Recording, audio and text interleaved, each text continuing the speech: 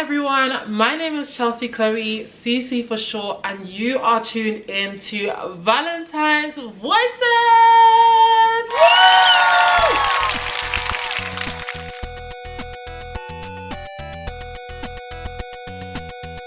I'll ask you all some questions surrounding Valentine's Day, and today is the day that we will talk about your answers. The way this video is gonna go, I'm gonna go through each section or segment or whatever. As some of you guys were paying attention to my Instagram because you follow me, you would know that I had posted a few clips asking you questions, and there was also a link to a Google Forms or different Google Forms for you to answer the questions that I was asking. So each segment is just going to go by that. We have a this or that segment, then we have the full question section, and then we have the agony aunt segment. Before we actually get into the nitty-gritty of this video, show me some love on the day of love. Like this video, subscribe to my channel, press the notification bell, and even comment. Like, even if it's just a happy Valentine's Day, like, you know, I'd really appreciate it. We're gonna get into this video starting with this or that.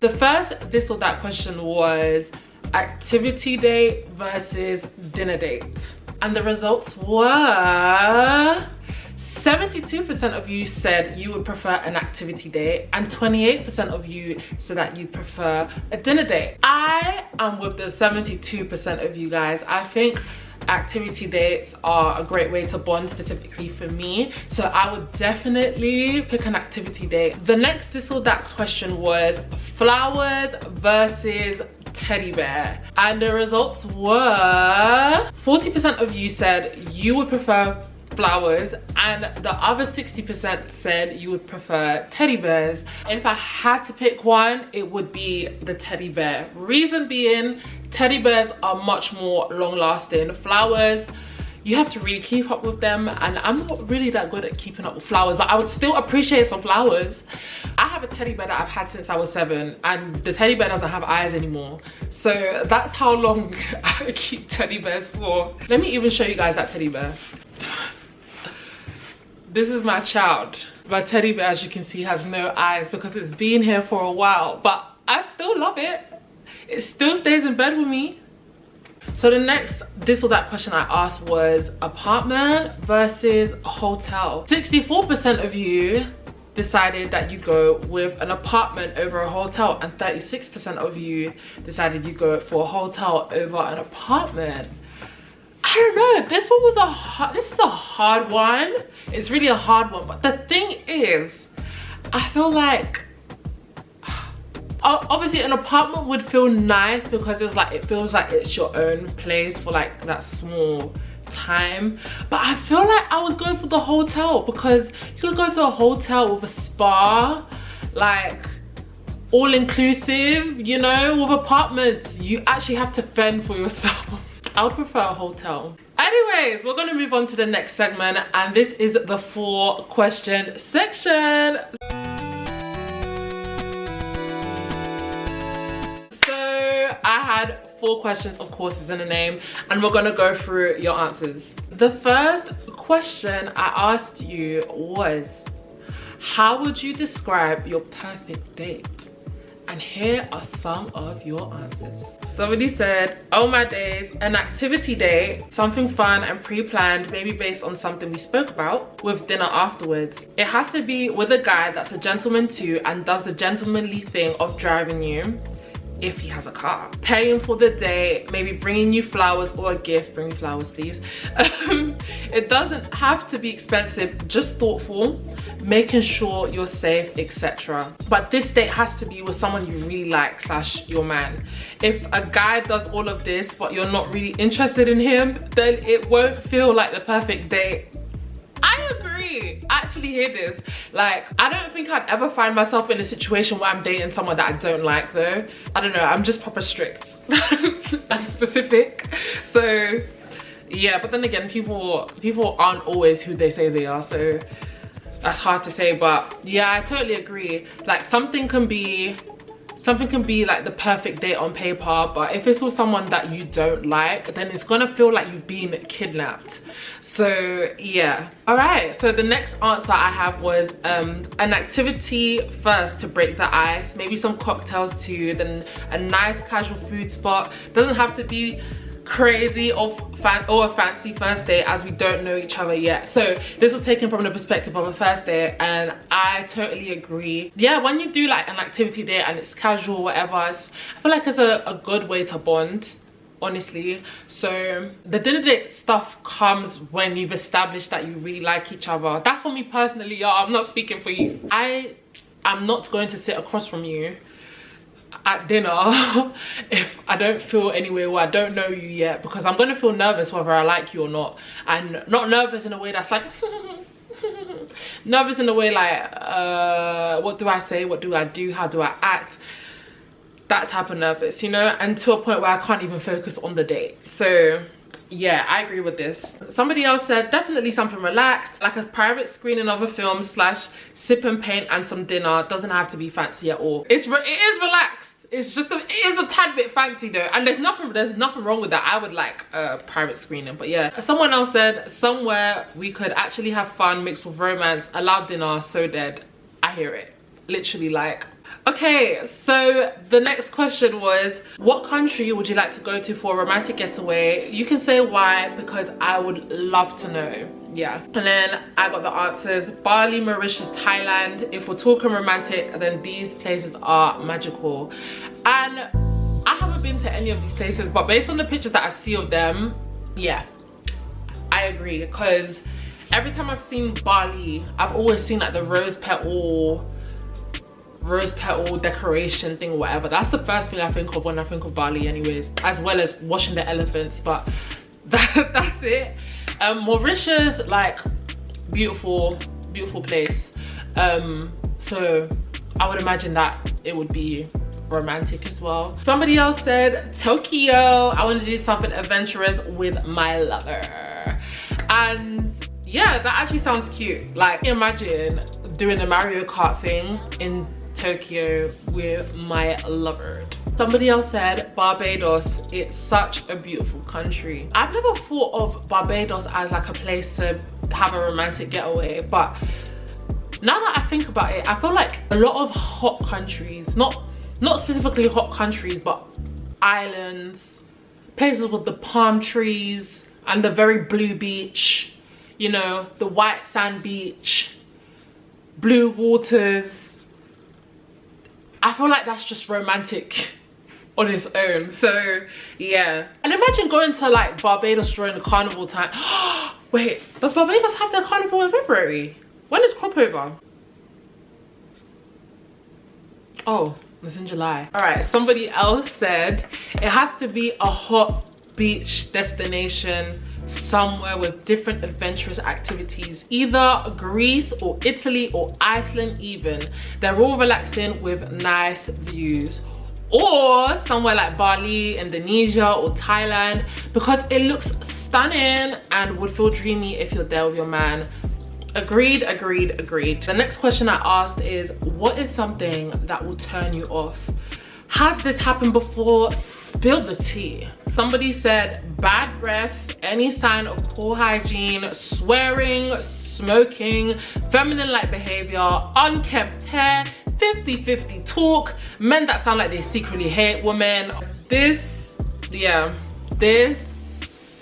Everything on this list, I hear it. Somebody else said, tries to split the bill on the first date, my dad would faint. Where's the chivalry? Like, it doesn't even have to be expensive, just be a gentleman. Literally, women appreciate thoughtfulness more than anything, okay? Like, when I'm dating someone, I'm not thinking, okay, so when is he gonna take me on a date where he spends £300 or he spends £500? Like, I'm not really thinking that. I'm thinking, oh my gosh, are we gonna enjoy ourselves or not? Was there a lot of thought put into this? Like, does this reflect the relationship that I would want, or the relationship that we've agreed on having? Like, you know. The next one is hilarious. Somebody said, eating like somebody that has never eaten before. Like, I know men eat like rats, but slow down, small, I beg. Listen, the amount of times that I've seen stories about guys that eat like the food is running away. I'm not gonna lie. I'm not gonna sit here and say that I eat like the most prim and proper person, like I'm gonna go and eat with the royal family or whatever, but boy, some of the way that these guys eat, yeah. Right, the next response I got was bad mannerisms, long fingernails, not humble, always talking about his money or the flashy stuff. Yeah, that's a turn off. Like, I don't know, I would say I'm quite a humble person, so it might be too much when someone is constantly bragging. Just be yourself. Like, yourself is not the things that you own or whatever, so just be yourself. Bad mannerisms, like, I've had the experience of someone clicking at a waiter. I've never done that to a waiter in my life. Like, click. What do you think this is? The next question I asked was, what would you do if someone you weren't interested in asked you to be their Valentine and gave you a Valentine's gift? Then someone said he probably wouldn't get the chance, because once I'm not interested, I make it clear, but I'll definitely accept the gift and kindly decline the date. LOL. Listen, I hear it, but I don't even think I would accept the gift either. I feel like a small crumb of attention is enough for them. Like, that's a green light for them basically. So me accepting the gift, I feel like if I accept the gift, that person is gonna think that they can continue to try and pursue me. No, you can't. So I just won't accept the gift anyways, and I will decline the date. And as you said, they wouldn't get a chance, because once I'm not interested, I make it clear. I make it very clear. And the thing is, I will try at first to be very nice about it, but once you don't get the message, I'll be like, man, leave me the alone. The next answer to this question was cry and throw up. Yeah, joking. Obviously say thank you and get them something, but let them down easily. Listen, I'm not getting anyone anything, but yeah, let them down easy, honestly. And if they don't take the sign, you gotta be strict. Somebody else said, I tell them thank you very much for the kind gesture and I appreciate the thoughtfulness. However, I can't accept the gift from them as I only see them as a friend. Listen, listen, yeah, that's obviously, be nice about it, but I don't need to be friends with you. Sorry. And I feel like I'm the type of person, I can gauge when somebody fancies me, but I'll act stupid, and that's because I expect someone to be forthcoming with stuff. But the other side of that is, if you like me, I expect you to study my non-verbal cues, and my non-verbal cues should tell you where you stand, okay? And if I only see you as a friend, or I only see you as an acquaintance and nothing more, and I don't fancy you, it might be hard for us to be friends again if you declare your fancying to me, or your love to me, or your like for me. Because I'll just think, oh my gosh, like, I need to distance myself from this person because they like me, and I don't want them to think that I like them too by hanging out with them. That's the way my mind processes things. But yeah. Lastly, someone said, oh, this is currently happening to me right now. I've been saying thank you and sidetracking the conversation to speak about something else, and I've kind of aired the message because I'm busy, but I feel a bit bad. Obviously, it's always nice when someone is direct and just like, okay, like, I don't like you in that way. But the other side of that is the person might not understand that. And secondly, I feel like what you're explaining here is that you've shown them non-verbally, that's your non-verbal cue of, I don't like you. If they don't take the hint, you might need to tell them, I'm sorry, I don't see you in that way. I personally, if you keep sidetracking that conversation, I'm just gonna be like, okay, you're not interested. Peace out, A-Town. Anyways, that's the end of that section. We are now moving on to the next segment, which is the agony aunt section. The first one says, man is that's it. That's the end of the video. Thank you so much. I'm joking. In response to this, sometimes some guys can be strange, people, but have the mentality that amongst all the strange among all the strange, you will find your prince. You'll find the person that's for you, and that is not a all right, so the next response to this question was, this guy really likes me and he's nice, but physically I don't know if he's my cup of tea. I'm gonna say this, all right, I understand why personality is important, you know, and in some cases I do think that personality is more important than looks. However, if I find looks important, what's the problem with that? If I like looks more than personality, or if I think that the way that you look, because I don't like the way that you look, it overshadows everything else about you, I think I'm allowed to feel like that way, you know? When it comes to dating, you kind of see, you're seeing like where you sit with this person, you know? When you date someone, it doesn't necessarily mean that that's gonna be the love of your life. Like, you're dating to find out about somebody. In a rational mind, I would encourage you to go on a date if you wanted to date this person, or if this person asked you out on a date. As long as it's clear that you're learning about each other or whatever, because that's what dating is. Auntie Cece though, Auntie Cece's not dating anybody that she doesn't think is attractive, but that's just how Auntie Cece is. All right, the next response to this question is, my man doesn't post me but posts every time he goes out, including his friends, some of them female. He said private life, happy life. So now I don't post him either because it has to be crack that he smokes. If he wasn't a social media guy, I wouldn't be bothered, but he's definitely protecting someone's feelings or his brand. But he's not Drake, so he needs to behave. What do you think about this?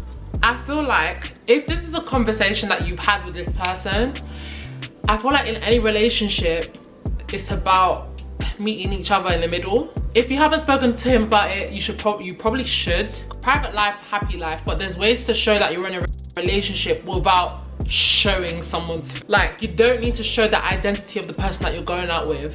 There's ways around that. Like, you can show that you're booed up and you're locked in. Definitely protecting someone's feelings. The thing with me, I try not to assume that far into things, even though there is certain patterns with certain guys, but now you need to like, I guess, see, is this the type of guy that I'm going out with? Is this the type of person that he would be or whatever? Definitely have a conversation about it. I personally feel like if you're in a relationship, you should be able to meet in the middle. Like, it shouldn't be 100% I'm never gonna post you, because clearly you feel some type of way about it. So I personally, if I was in a relationship with someone and they told me something I did hurts them, I would try and find ways to like not hurt them in simple terms, basically. So definitely speak with him about it if you haven't already, and if you have, I don't know, because it depends. Is this a deal breaker for you? Like, if you're feeling very uncomfortable by it, you need to go back to the drawing board, maybe. Maybe. This next answer was, I'm thinking about texting girls with man and saying, I thought we were spending the day together, it's fine, we can do the night, ain't nobody deserves to have the happiness I didn't have in my life. Listen, okay, listen, doing stuff like that, if you're serious, doing stuff like that, I feel like, I believe in karma, okay, and I believe that God does funny things to teach you lessons, okay? Also, if you're gonna do that, girl, you might delay your blessing of finding true love, okay? Don't do that if you're being serious about it. The last answer to this question is, this guy has had me on socials a year after liking me on Hinge. Now all of a sudden he's itching to meet me. Too little too late, or do I give him a chance?